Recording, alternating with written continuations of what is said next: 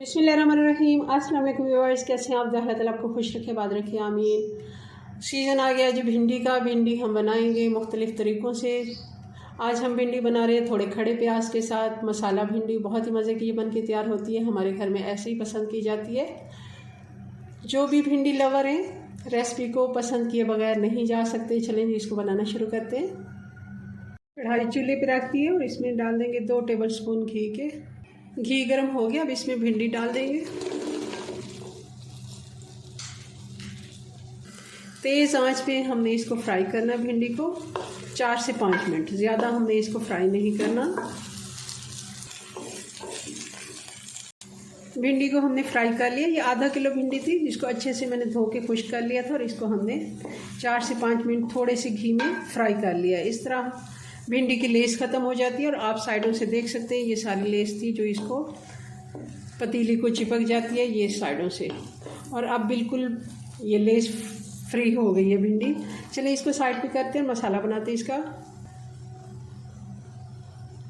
जी तो पतीली को मैंने धो लिया क्योंकि लेस नीचे लगी होती है भिंडी की और उसको धोना ज़रूरी है, या फिर आप बर्तन चेंज कर लें। अब आधा कप फिर से दोबारा से हमने घी डाला है। पहले हमने सिर्फ 2 टेबल स्पून डाला था, अब आधा कप डाल रहे हैं।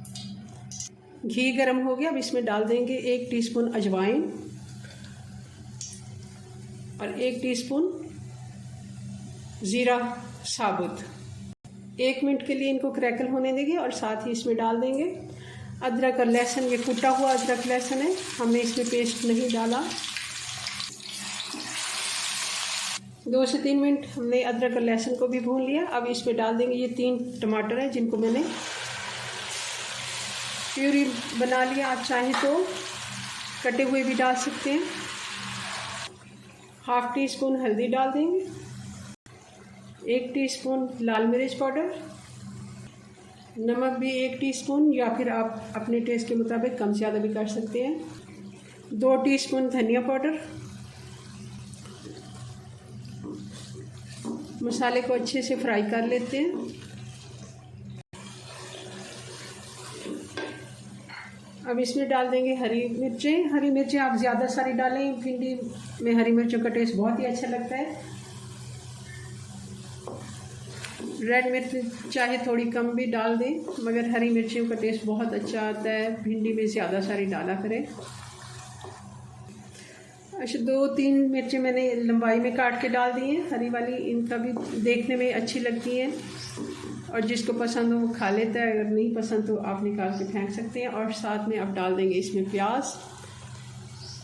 ये 2 कप प्याज है, आप चाहें तो कम भी कर सकते हैं, मगर अच्छी लगती है प्याज।